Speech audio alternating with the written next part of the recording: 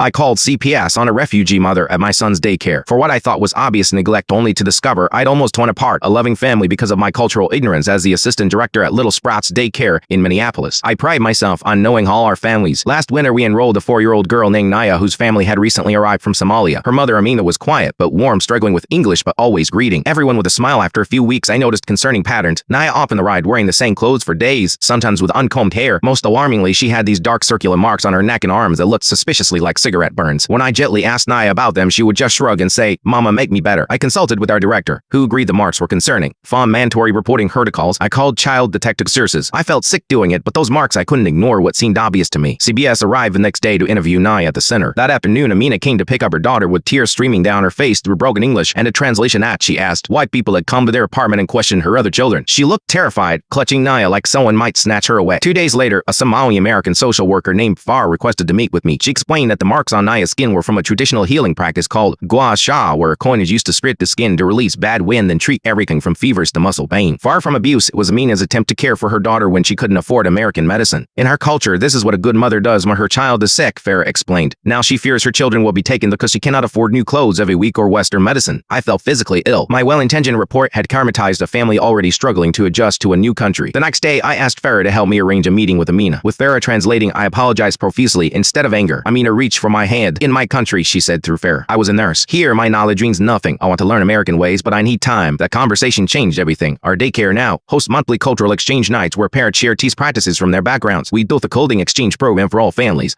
and I've learned to ask questions before making judgments. Last week, Amina brought traditional Somali sambusas to our staff meeting. As we ate together, she showed me photos of Naya's first day at kindergarten. Confident, smiling, wearing a dress we'd found through our exchange. "We tried to protect child," Amina said in her improving English. "Now we protect each other. Sometimes our biggest mistakes can lead to our most important lessons if we're brave enough to face them and make things right."